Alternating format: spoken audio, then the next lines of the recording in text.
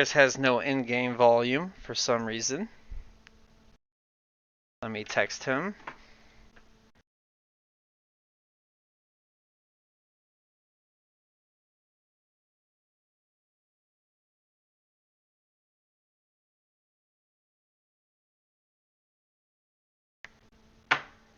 Looks like we have Mardu Aggro.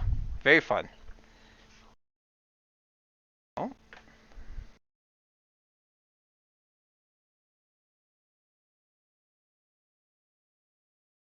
I'm gonna switch to the guy that does have in-game volume.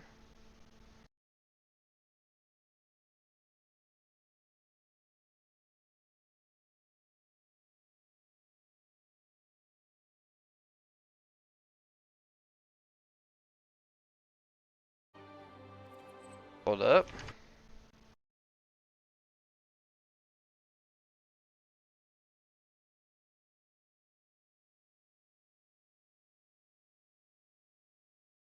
Why can't I hear his game?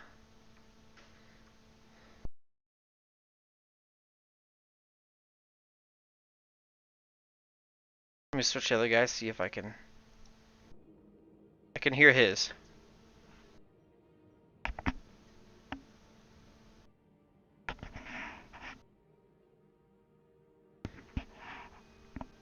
Oh, a hollowed one deck? This is so classic Adam. If you guys ever meet Adam. Who is that? Hello?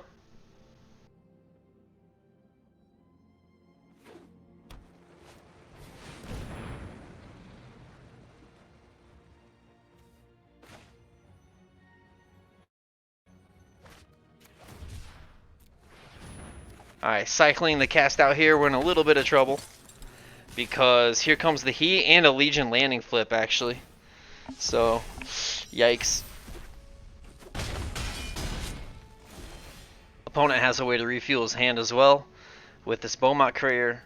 And this might be just a little quick for our cycling deck here.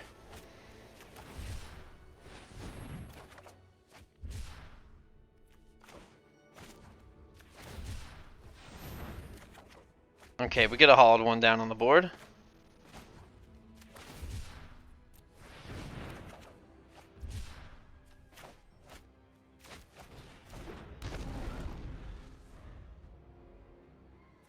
Okay, so we got a blocker. Oh, double shock in hand. Stop.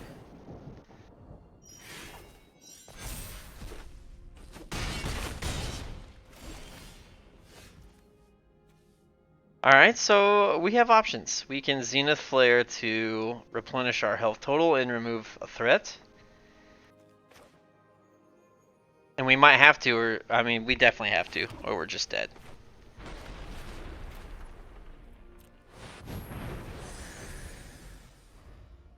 Tajik, we forgot about Tajik. Whoopsie.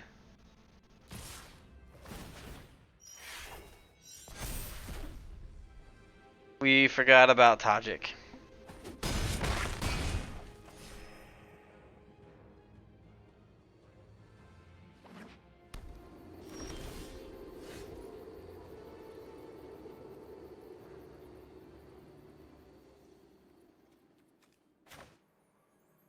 Alright, let's try this again.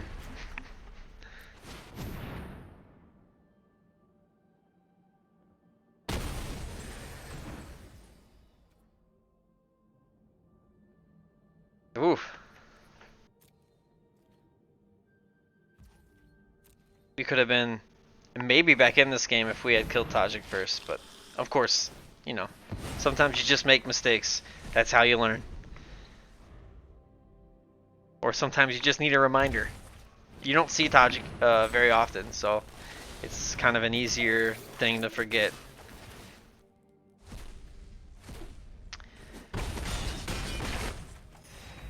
Bam.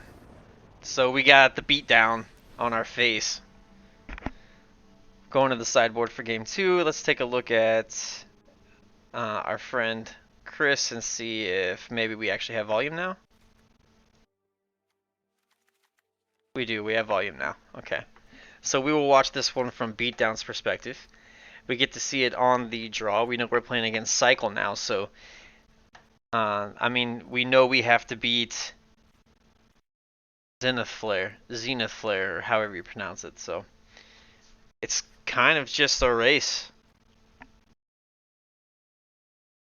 The cool thing about the cycling deck, though, is that if they are on the play, they can drop cards like the Flourishing Fox, which get big really quickly. Also, the Dranded Stinger. What's the name of the one? The Valiant Rescuer or something like that, that whenever you cycle, you create a 1/1? Or is it the first time you cycle, you create a 1/1? One of the two. Either way, it can go wide. It operates on a lot of different levels, so it's kind of a neat deck. And also, we know opponents running Hollowed One, so all of a sudden there could be a 0-mana 4/4 on the opponent's side of the map. Excuse me. So sorry.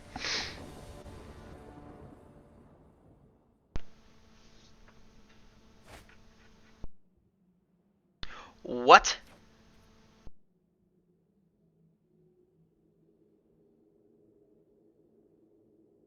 See, now Chris is tempted to keep just to show that he had 3 ley lines in his opening hand, but this is actually more playable.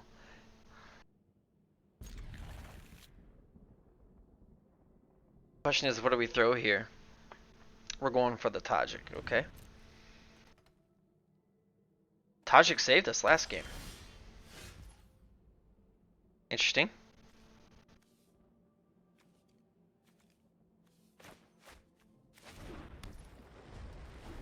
So we aren't going to be able to play Fatal Push unless we top deck a Black Source, but I think that's probably the right call. Because we can shock. So easy play here. And Shock has been MVP of this match for our Mardu player.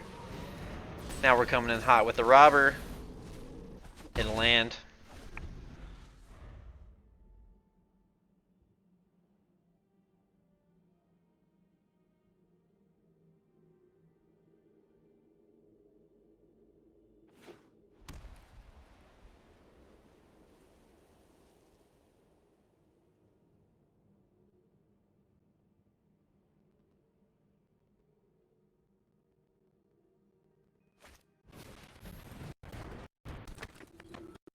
Okay, Draneth Healers, so looking to preserve our life total for as long as possible.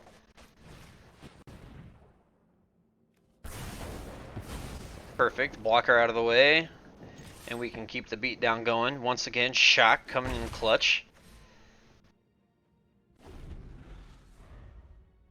More copies of Shock. Who needs Fatal Push? Honestly, just pull Fatal Push. Just kidding. But maybe.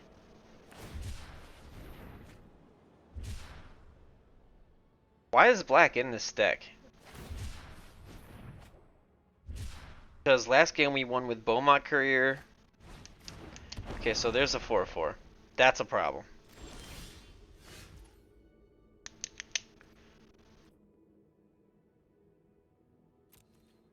So do we swing, bait the block, and remove? I think that we have to. Opponent takes this though, gladly.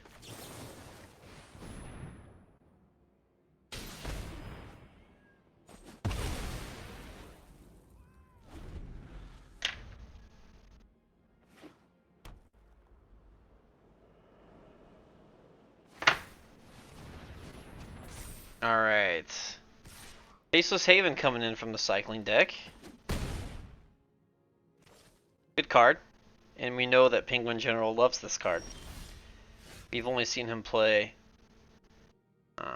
2 or 3 decks, and they've all had this card.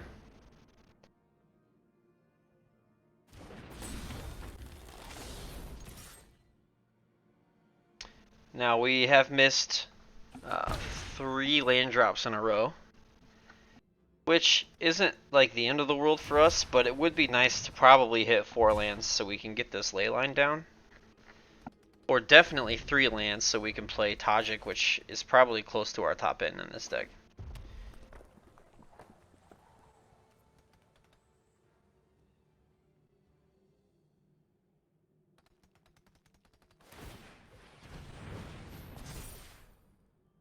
4/3 beatdown continues. Oh, a little fight action. That's a nice play.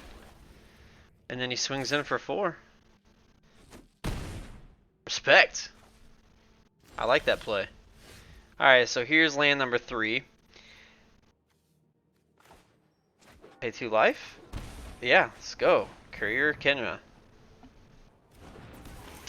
Or we could fatal push the land. Yeah, there you go. Now we're talking.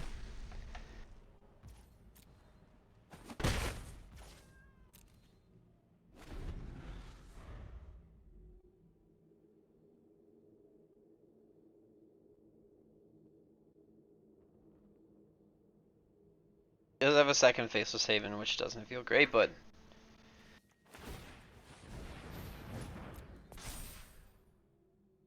see if he plays another Go for the Throat. If he does, we can then fatal push and 2 for 1 it. Be a really nice play.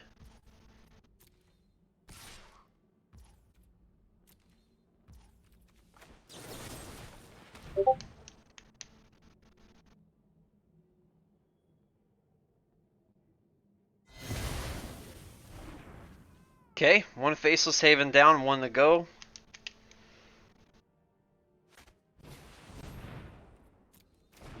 Stinger gonna hit the board here. Okay, so I think Earthshaker Kenner, I like this line. So we play the Earthshaker Kenner, remove the Stinger as a blocker, hit for 3, get another card under our Beaumont Courier, because we're getting closer to that point in time where we might need to pop it for some more gas. Assuming opponent doesn't pop it for us.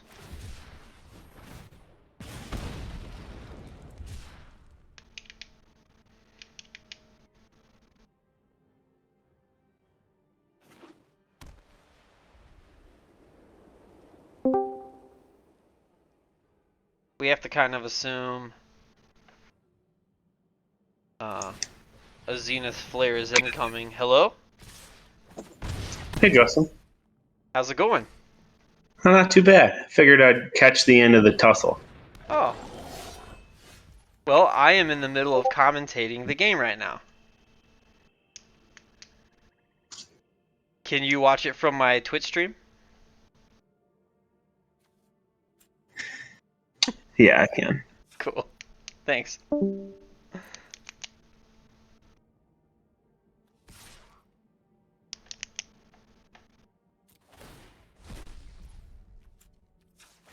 Alright, so we pop Courier. We want more stuff.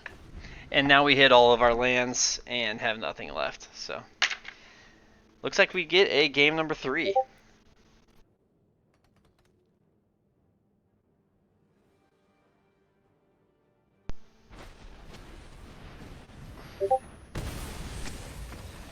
There's the Zenith Flare for 9. Okay. So, we're back on the play here, which is going to make a world of difference. Because Zenith Flare obviously gains a ton of life, which is a problem. So being able to get in under it is really important. I like that we're keeping 4 Shocks main board because, good God, they did so much work. But I wouldn't mind seeing maybe some of these fatal pushes removed because they really only help us with Faceless Haven, at least from what we've seen so far. It doesn't hit Hollowed One. Does Hollowed One cost 4 or 5 CMC? Because, hey FLD, how are you? If Hollowed One's 4 CMC, Fatal Push can hit it if a permanent's left the battlefield, but it's still not like super reliable.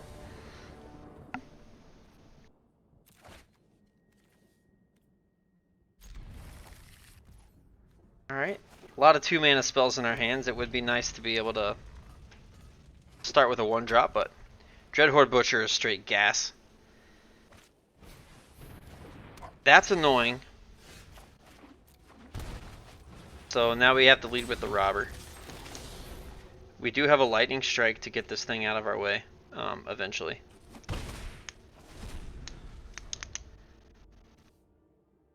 The question is, do we lightning strike while we can kill it, or do we Tajik for the easy mentor?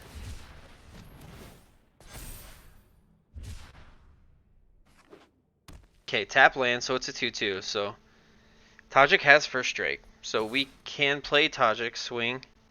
Okay, he's not going to keep it up as a blocker. That's very interesting. So we go the Tajik line. I'm concerned that this Flourishing Fox next turn can get big enough that we can't remove it anymore. If he double cycles this turn, then Flourishing Fox is a 4/4, and Lightning Strike no longer removes it, so we have to like give up a body plus a Lightning Strike to kill it. That costs 2 to cycle. Oh, a lifelink counter. That's very cool. I haven't seen that card before. Roy, thanks for dropping in, by the way, man. Appreciate it. This Lightning Helix is very good. Cover some of our life. Swing in for 6. Opponent down to 9. Take another card.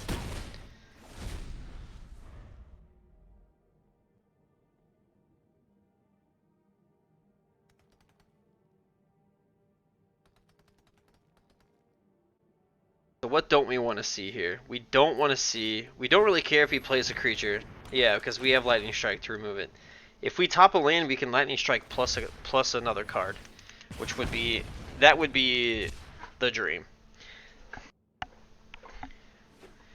If we could, see, we did hit Fatal Push.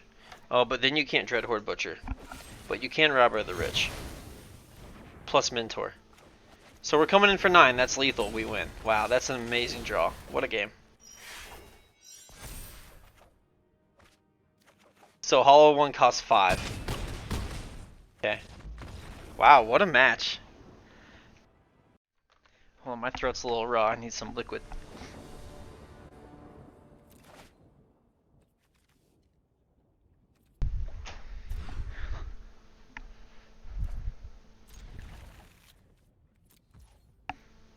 Okay, we had the mole, but we're on the play.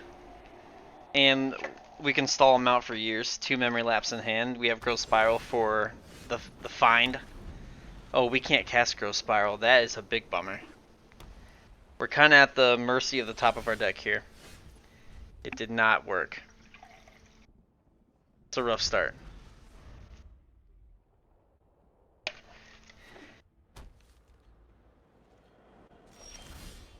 Oh man, this is brutal. This is hard to watch.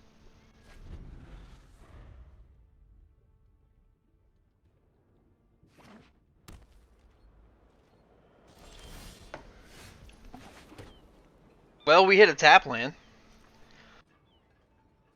We do have memory lapse up, so maybe.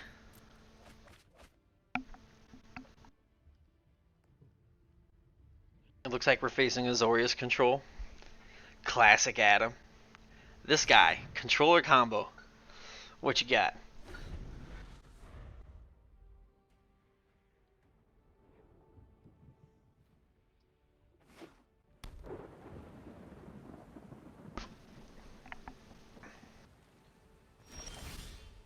Oh my gosh, it's brutal. We do have to pass here, and if opponent still refuses to cast spells, we can start growth spiraling, trying to find our way back into this. Thassa's Intervention hits the bin, which is absolutely the play.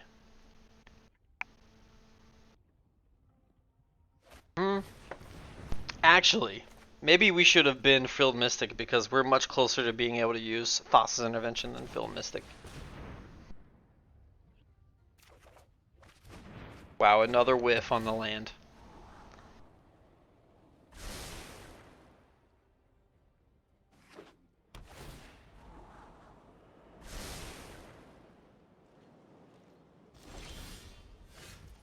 Oh, this is just brutal.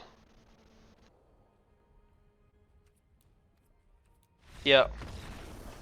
Yep, we're too far behind. I think that's correct. I don't know.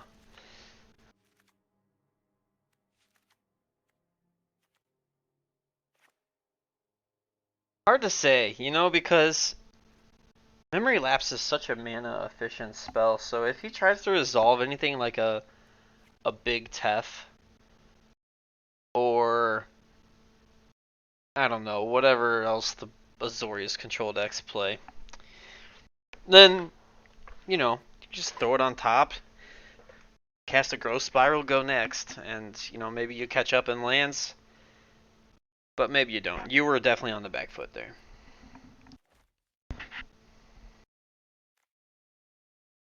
Dovin's Veto is just amazing in this matchup, but odds are opponents also playing Dovin's Veto. The one nice thing about us not drawing lands and not playing cards is that our opponent isn't like fully aware of what our deck is and what we're trying to do. So there's that. He did see some colors. He did see a Growth Spiral, but that's honestly about it. So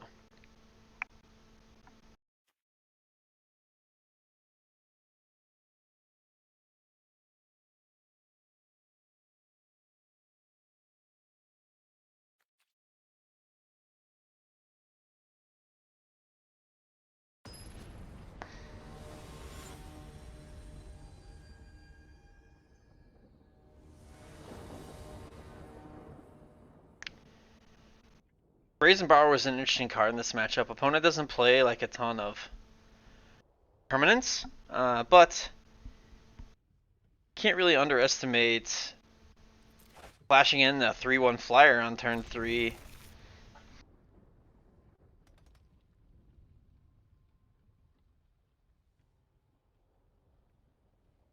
It's a good clock, 3 damage a turn, and you're able to protect it with counter spells if necessary, or just let it die. And, you know, it's blue-white, so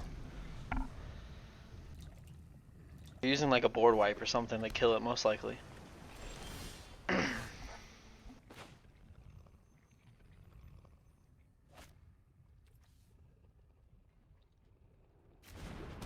Alright, so Dovin's Veto online, Memory Lapse online, Petty Theft online. Feeling good right now.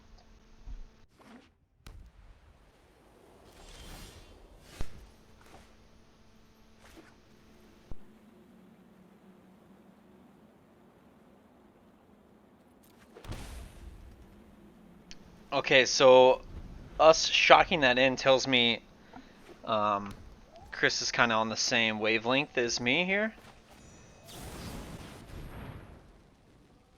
Putting that 3/1 body on the board, or it eating a counterspell here, and not a counterspell eating a counterspell when it matters, is kind of, yeah.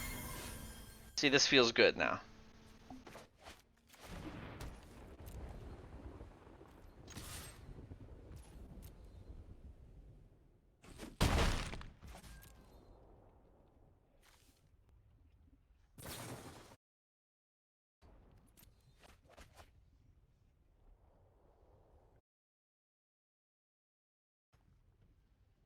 Should watch this game from opponent's perspective. I forgot to switch in between, so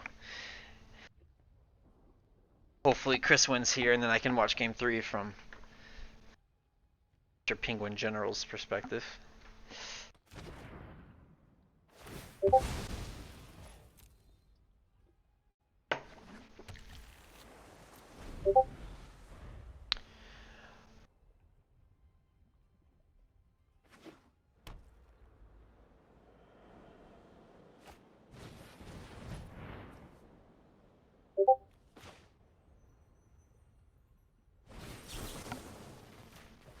So we know Merit Lage is one of our opponent's win cons.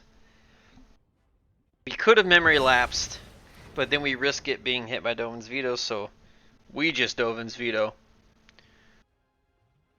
But, I mean, we do have Brazen Borrower, right? So even if he does get a 2020 flying indestructible token, we can just bounce it.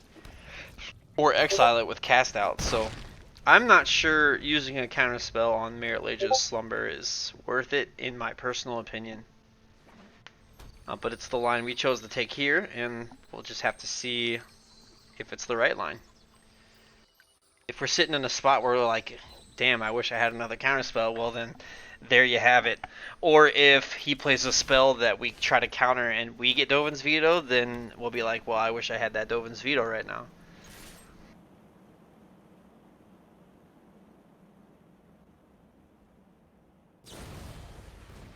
Okay.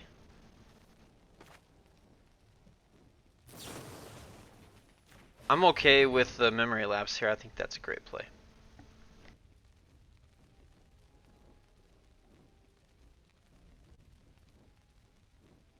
Does he want to contest it? Memory lapse the memory lapse. It's okay because we could technically bounce the Brazen Borrower to protect our Brazen Borrower. No, oh, I'm sorry. He's bouncing ours, not casting a blocker. Okay.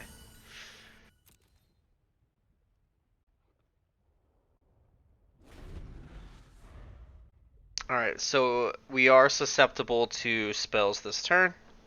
We don't have a counter spell.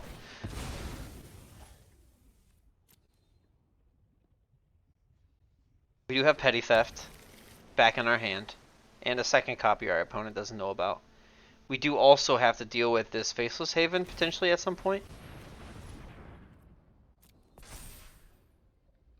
which I believe Cast Out does not do. I can't hover his cards, but I think Cast Out says exile target non-land permanent.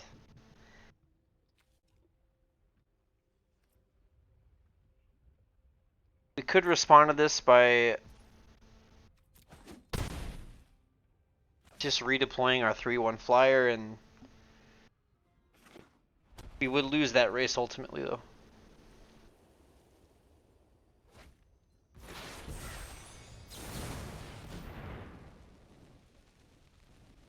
Now this could be a Mystical Dispute. We didn't consider the fact that opponent could have boarded in Mystical Dispute against us.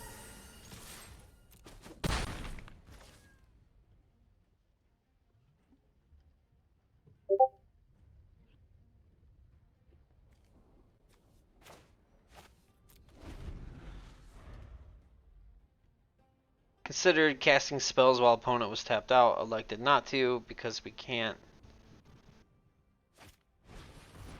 Raven form coming in.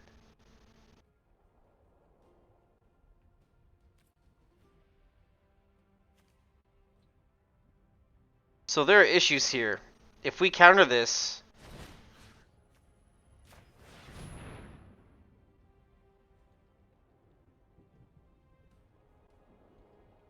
okay. We do have cast out up, so if he resolves a big Tef, we can just slap the cast out on it, no problem. No. Okay.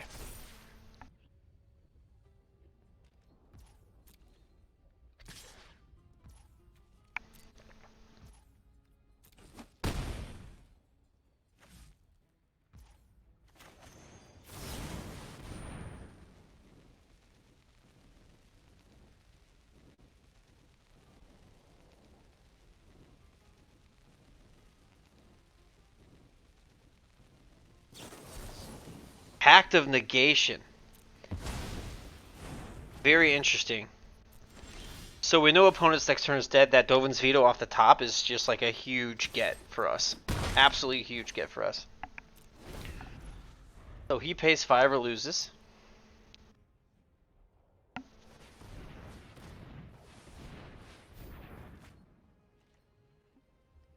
He can't foretell that, thank God. Tap land.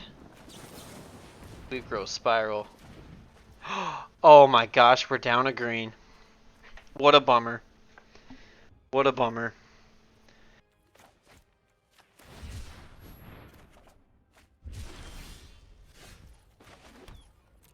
Okay. So we can cast Nightpack Ambusher and protect it with Dovin's Veto. So we are in a very, very good spot here. Depending.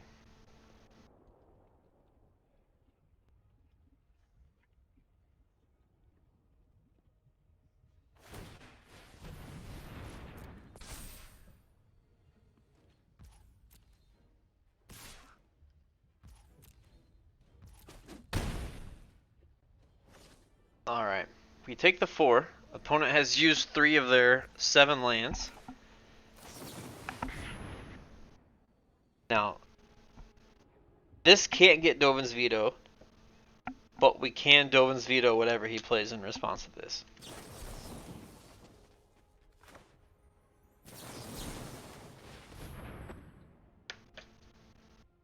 Countered. Unless he has something else for the Nightpack Ambusher in his hand. Raven form is a sorcery, so he can't. Okay. So he has to play that to block the... Yeah.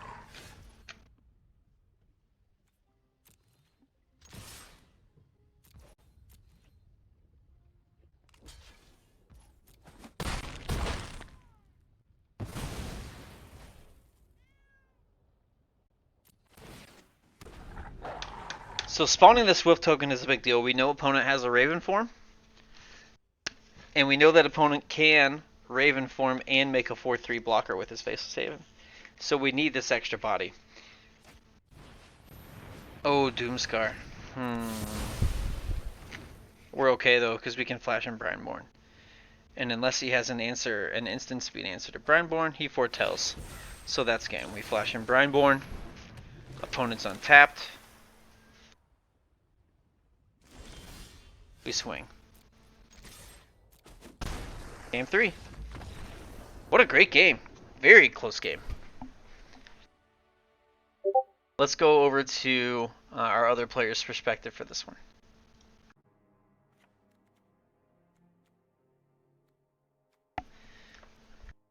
So we've got Bant I counter spells versus Azorius I counter spells. Looks like we're bringing in board wipes. Looks like we're bringing in timely reinforcements.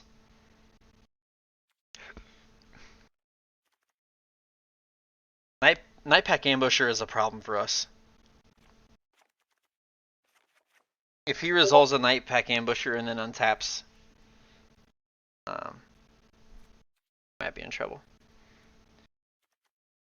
I'm saying us because I'm this guy now. I'm not the other guy anymore.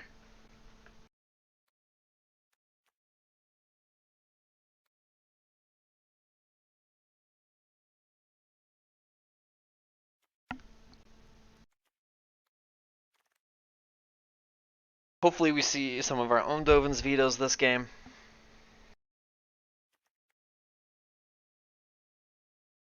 You aren't resolving Ugin, bro. Pull that.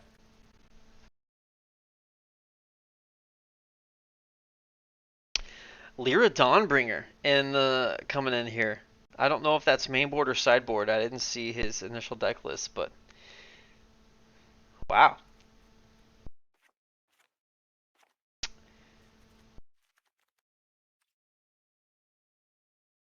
Okay. The Burning Crusade Classic came out today, chat. Burning Crusade Classic.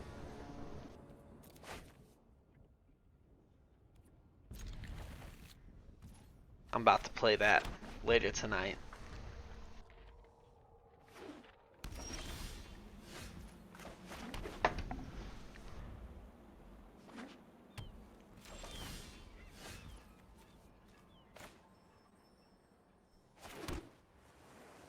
It would be very nice if we could cast Jawari Disruption. That might be worth Jawari, yeah.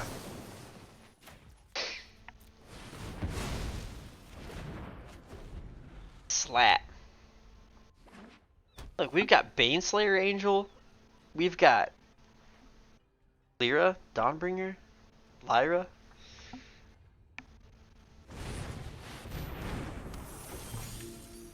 So he cast that on his main phase because we were tapped out. That's a heads up play. That's the play of a player that plays with counter spells a lot. When do I not want people to cast certain spells? Now the question here is, do we just slap it down right away? Or do we keep this... We just slap it down, right? We don't have a lot of interaction otherwise. I love that. I think it's a great play.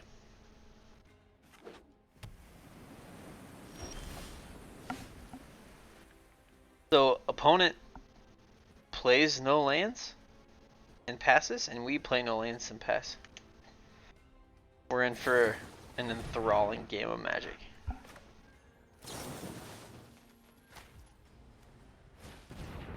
See, this is kind of nice because now our opponent has to draw a 1-mana 1/1 flyer next turn. Oh, but we got... See, now, shouldn't he have waited till we put that Sailor on top before he brainstormed?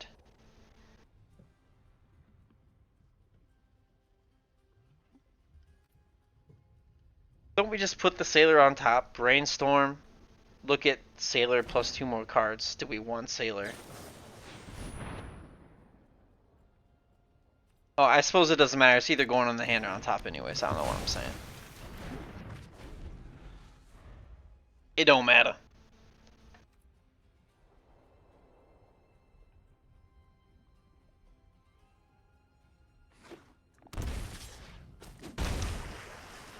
We really need to hit some lands. It's okay, we can foretell that actually. It's a nice easy foretell.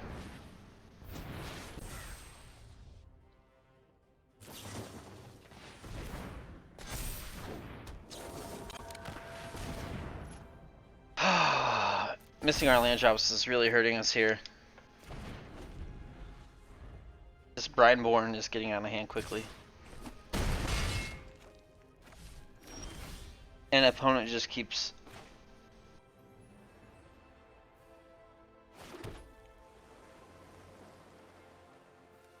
We need one more white land, because we could Doom Scar and protect with Dovin's Veto, but we don't have that.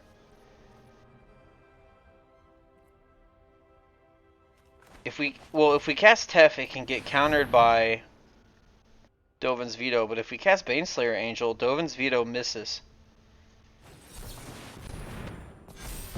Okay, it doesn't matter, he had to rewind. Oh my god, if he slaps a Night Pack on top of this...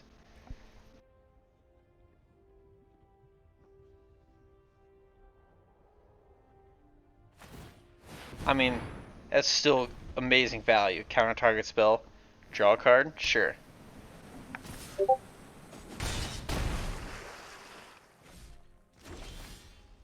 Okay, we can do it now. No, we need 3 white symbols. We can't do it. We're forced to do this or lose.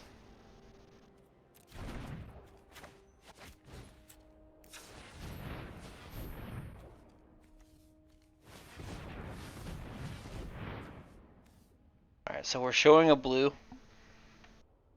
Just saying, hey, what's up? I got a blue.